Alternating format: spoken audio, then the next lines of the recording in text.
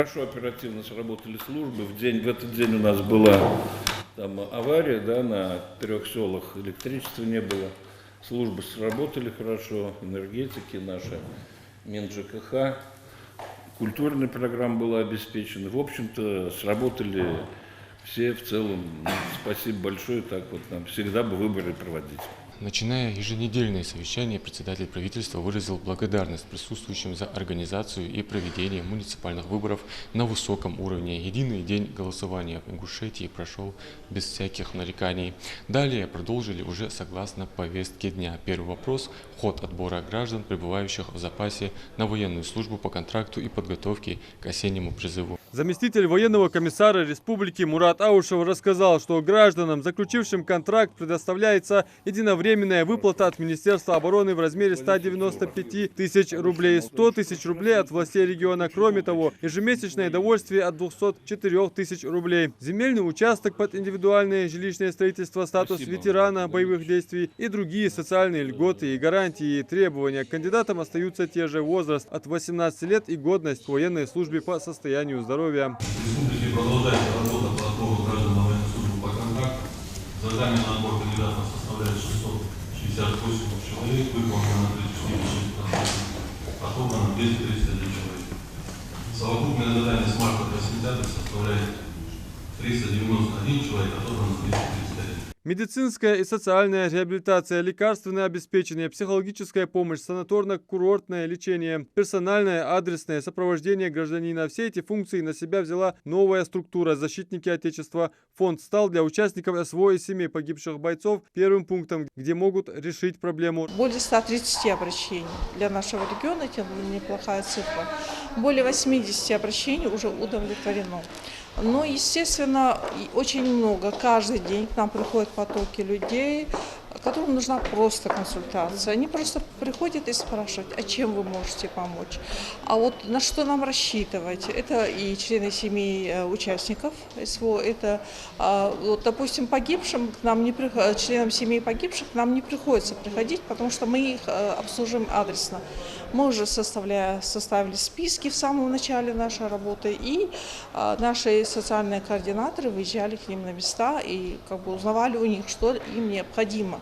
Еще один вопрос на повестке дня – защита от полиовируса. Отличаются они устойчивостью к низким температурам и живучестью. Вирус не разрушается даже антибиотиками. Заразиться им можно при употреблении пищи и воды. В группе риска непривитые дети. Полиомиелит неизлечим, но его можно предупредить, напоминает Зарема Анташкиева. Что, собственно, и делалось в Ингушетии на протяжении 3 туров дополнительной иммунизации. По противодействию распространения кори на территории с 3 апреля 31 декабря 2023 года проводится подчищающая иммунизация против кори. Привито на 8 сентября 2023 года с нарастающим итогом 7138 человек, что составляет 98%. Из них детское население 5672. Остаток посткоревой вакцины на 8 сентября составляет 255 доз. Ту сумму, которую мы заявили, 4 миллиона 200 тысяч для приобретения этой вакцины, мы связывались с заводом-изготовителем. На сегодняшний день у них еще этой вакцины нет, но они обещали, что будет поставка. О вакцинации против полиомиелита, кори и гриппа в республике рассказала и заместитель руководителя управления Роспотребнадзора по республике Ингушетия Зара Гетагазова. По данным статистических наблюдений, которые проводятся Роспотребнадзором, в принципе, все те, кто болеет тяжелыми формами гриппа, все те, в принципе, на 80-90% все, кто заболел гриппом, это те люди, которые не прививались.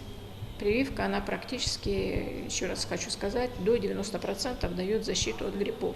О ходе реализации в регионе указа президента о национальных целях и стратегических задачах развития России до 2024 года в своем докладе подробно рассказал Бекхан Мальсагов. Объем средств, направленный на реализацию национальных проектов, не изменился. На 11 сентября составляет 6 миллиардов 849 миллионов. Объем средств законтрактован составляет 6 миллиардов 623 миллиона. Практически все контракты подписаны. Кассовое исполнение на сегодняшнее число 4 миллиарда 71 миллион, это 59,4%.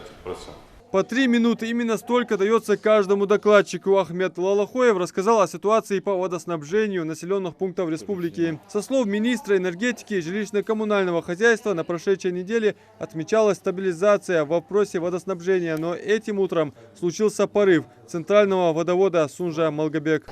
И сегодня, завтра и, наверное, 2-3 дня нам придется качать воду. У нас без воды остался Малгобек-2, Малгобек-3. И Сагапши осталось. Аварийные бригады работают.